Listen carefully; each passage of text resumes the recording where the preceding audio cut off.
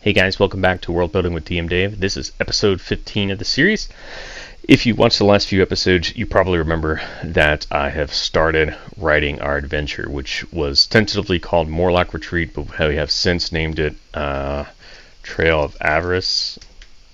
And we came up with our adventure hook where the sage in the adventure, Edarin, essentially contacted the characters cold.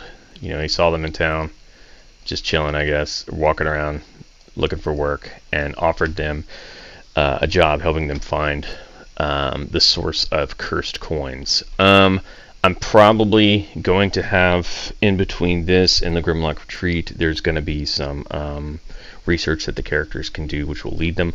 What I thought I might do is create a rough outline for what that looks like, and then once I've got that, we can start writing it. So I figured I'm just going to write a basic bullet points. So, or step number one, a list, ordered list. Step one, the characters investigate St. John's Exchange, or the St. John Exchange. This is where the moneylenders were.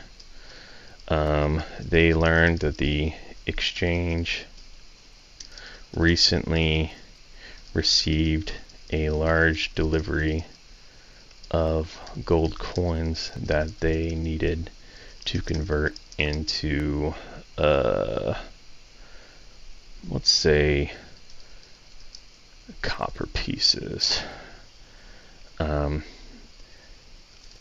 of the coins had old markings on them.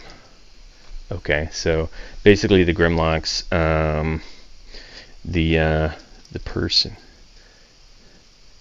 the coins were brought in by two men, both wearing cloaks pulled tight over their head. Alright, so basically the Grimlocks came in. Their money looked good. They exchanged it. Maybe even the lenders shortchanged them. Oh, these coins are old. I don't know if you can give you 100 copper pieces per. How about 85 copper pieces per? Grimlocks who don't speak very good common are like, sure. I think that'd be kind of cool, so we can add that into the adventure. But the joke's on them, of course, because all the coins are cursed. Right away, the first people, day one, one of the money counters grew violently ill, had to leave work. Then customers started to have the same effect. Edarin got involved, removed the curses on the sick, and then that's when he contacted the heroes. Probably because it's a criminal syndicate, they want to put some distance between them, because if they went to the authorities might start asking the wrong questions, right? So they're outsourcing it, and they don't want to have their own guys involved too, because that might also raise some suspicions. Or maybe there's some infighting or something that's keeping them from doing it. Okay. The characters learn from folks in town that the cloaked figures walked west. So if you remember, we created a map of St. John here, and I said that if you follow the river, that's where it's going to be. And what's kind of cool is there's a big river that goes into Dyson's thing, so this could be the same river. We'll have to make sure it lands up right. Walked west toward. Let's get a name for a mountain. So if you remember, we've got our fantasy name generator. So mountain name generator.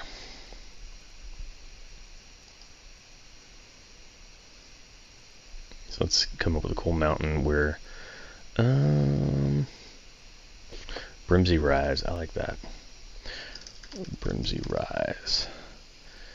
After searching the area around Brimsey Rise, they find some footprints. So we can get some good survival checks in there. They discover a hole that leads below Brimsey Rise. and that's where it comes in with that. So I'm going to come back and I'll flesh all this out, but I wanted to kind of have the basics of how we could go from the mystery to our endpoint, to the Morlock tunnels. All right, cool. So here's how the mystery is going to play out. The characters are going to first start off by investigating the place where it happened. They learn that the exchange recently received a large delivery of gold coins that needed to convert into copper pieces. All the coins had old markings on them, so these are some ancient coins. There's a big dwarven fortress in there. Dwarven runes. Sweet. So now this is leading kind of, if we look at our at Dyson's map, let's see if I got it on here. Yeah, so if we look at this yellow area here is a big ancient dwarven fortress. So somehow there's some cursed coins that came from that fortress, which the Morlocks got a hold of, and they exchanged it for whatever reason, because maybe those rust monsters became up with eating them. Maybe they didn't even exchange it for coins. Maybe they exchanged it for rubies or something else, something that a rust monster wouldn't eat. And not have to worry about Zoran, of course. But either way, we can come back to that. I might edit it as being a moneylender to being maybe it's a jewelry shop. That'd be kind of cool. Yeah, I'm really liking that. Okay, that's probably what I'll do. I'll probably have it change it so jewelers. Notice something unusual about the gold coins they kept in their safe. Anyone who took a coin and touched it could no longer bear the feeling of gold coins. In fact, it made them sick. We were hoping, okay, so that'll be the St. John jewelry shop I'll come up with a name with. So you can have the story evolve as you go, but you can already see we've got some cool things here. The Grimlocks came in, they bought up a bunch of gems and essentially cast out all their gems. Probably even got ripped off in it, but it stopped it from being eaten by the rust monsters that are in there. And the implicit benefit, maybe they weren't aware that the coins were cursed. Maybe they didn't like touching them. That might even be a thing. They thought they were cursed and like, oh, let's get rid of these and get some gems. Then the characters go towards Brimsy Rise, where they find some footprints and then discover a hole that leads below Brimsy Rise to the Morlock tunnels. All right, cool. So here we go. So they go into the Grimlock retreat. All right. The Grimlocks with the cursed coins live in a series of tunnels and man-made chambers below Brimsy Rise. The characters,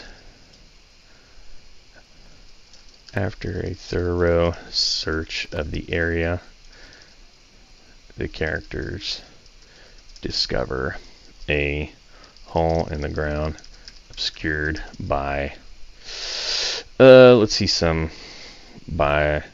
some thorny bushes. Once the bushes, pushing aside the bushes, the characters discover a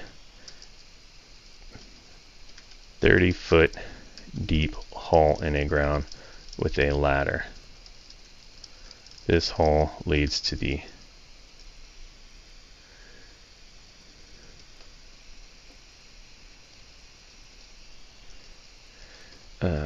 this ladder leads to a series of tunnels and man-made chambers in which the Grimlocks with the cursed coins live. Alright, so we've had sort of our quest lead up. I haven't fully fleshed it out, but I've got sort of numbered points on how the characters can do that. I'll probably do that on the side, because next I want to tackle the Grimlock Retreat and show you how to do the general features section, which will be featured in the next video. Anyways, thank you so much for watching this one. If you like what you saw, be sure to like and subscribe, and I'll see you next in episode 16.